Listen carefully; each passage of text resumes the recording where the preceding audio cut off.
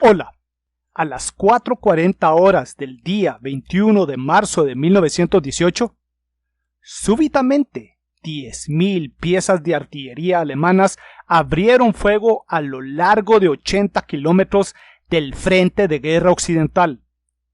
Y en segundos, decenas de miles de proyectiles comenzaron a estrellarse contra las posiciones defensivas británicas. Era el inicio de las ofensivas de verano alemanas, que en conjunto se les conoce como la Batalla del Kaiser o la Kaiserslacht. Era la primera ofensiva alemana en el frente occidental desde 1916, cuando se lanzaron y quedaron enzarzados en la amarga campaña de Verdún.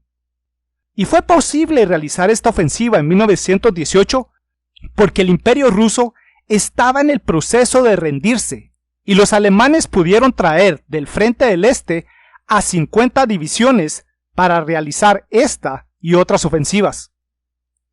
Este día 21 de marzo, el nombre clave de la ofensiva era Michel y se usaron a 3 ejércitos, el 17º, el 2º y el 18º, los cuales tenían a un total de 74 divisiones, y de ellas 32 fueron usadas ese primer día, cuando la ofensiva alemana cayó sobre la totalidad del 5º y parte del 3er ejército británicos. En la zona atacada, 23 divisiones británicas enfrentaron a 32 divisiones alemanas. Definitivamente, la de los alemanes no era una superioridad numérica aplastante, pero en cambio, el grueso de las mejores tropas de asalto alemanas, las Stoßtruppen, estaban aquí, y estas unidades se lanzarían a efectuar las nuevas tácticas de filtración, las que ya vimos en un video previo, con las cuales esperaban salir de la zona de trincheras británicas en el menor tiempo posible. Así, el 21 de marzo, a las 4:40 horas, 10.000 piezas de artillería y morteros alemanes iniciaron un intenso fuego de artillería que duró 5 horas. Y cuando el enorme diluvio de proyectiles cesó, a las 9:40 horas, la infantería alemana saltó fuera de sus trincheras y se lanzó a correr a toda velocidad por la tierra de nadie. Al frente iban las unidades de asalto, y ante esos soldados se hallaba la primera de 3 líneas defensivas británicas. Esta primera línea era la zona avanzada, y los soldados alemanes que se hallaban corriendo hacia esa primera línea de defensas esperaban que cayera de un momento a otro sobre ellos un diluvio de balas de fusilería y de ametralladoras. Pero su artillería había cumplido con su tarea. La enorme mayoría de los defensores británicos de la zona avanzada aún estaban aturdidos por las explosiones.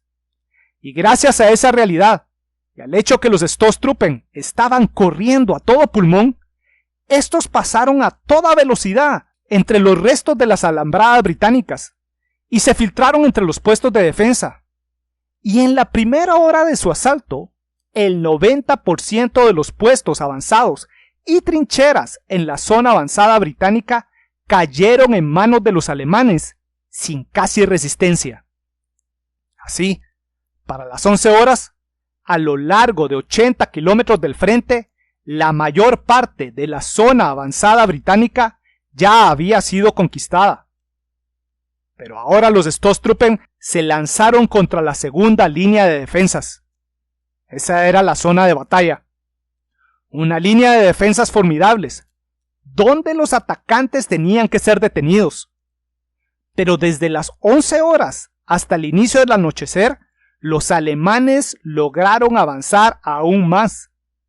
Y de las 4 divisiones del tercer ejército que defendían a la zona de batalla al norte de la saliente de Flesquières, 2 y parte de una habían retrocedido hasta el extremo de la retaguardia de su zona de batalla.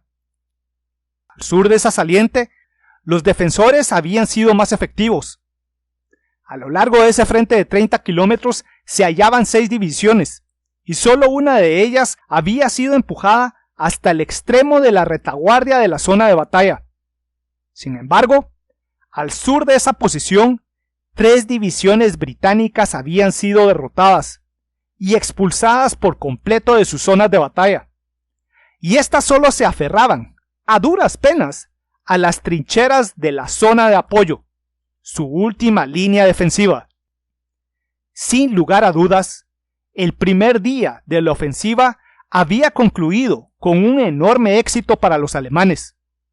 Como comparación, en la batalla del Somme de 1916, los británicos habían logrado capturar una cantidad similar de terreno luego de 140 días de ataques. Y eso no es todo. Este primer día de la ofensiva alemana, los británicos habían sufrido 38.500 bajas, mientras que los alemanes habían sufrido 39.700. Y esa era una clara evidencia que la tropa británica no puso una defensa efectiva, porque usualmente quienes se lanzaban al ataque por la tierra de nadie sufrían una desproporcionada cantidad de bajas. Como ejemplo, nuevamente citaré a la batalla del Somme. En el primer día de esa ofensiva, los atacantes británicos sufrieron 57.000 bajas, mientras que los defensores alemanes solo sufrieron 8.000.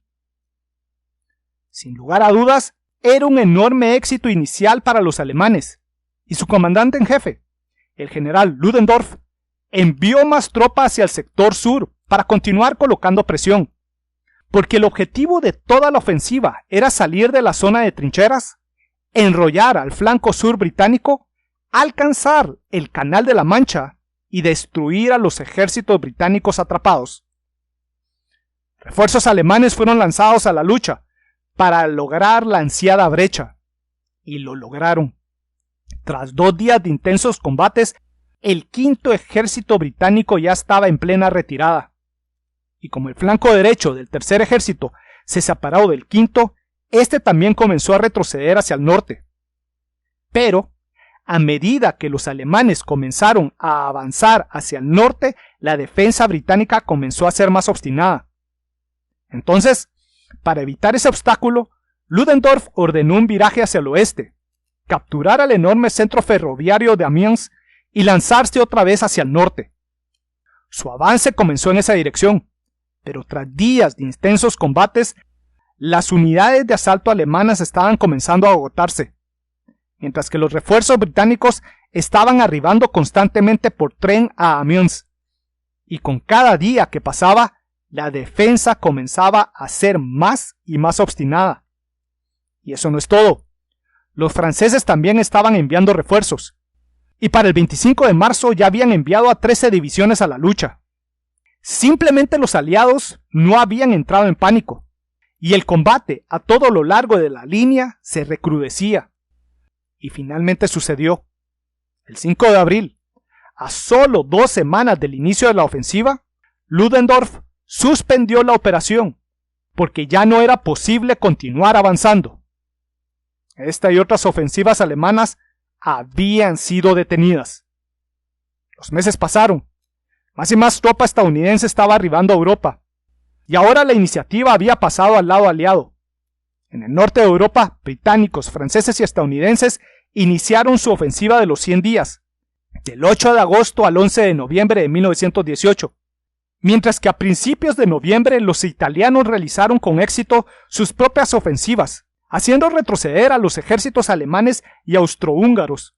Y como los ejércitos y la población civil de los estados centrales ya estaban agotados por la guerra, el 11 de noviembre de 1918 fue firmado el armisticio que terminaría con la Primera Guerra Mundial.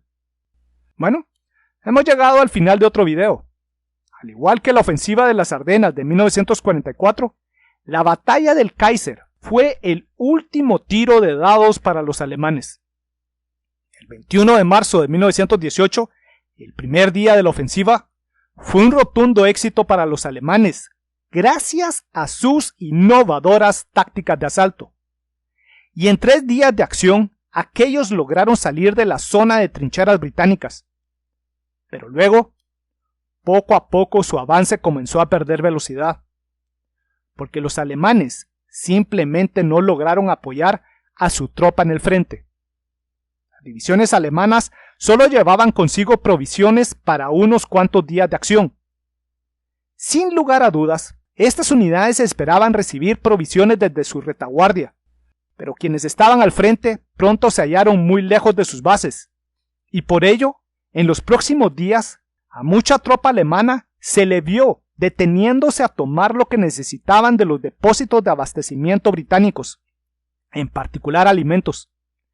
Y eso no es todo. Para triunfar contra focos de resistencia bien organizados, las unidades de asalto requerían del apoyo de su artillería pesada. Pero la artillería pesada alemana también estaba atascada en la retaguardia.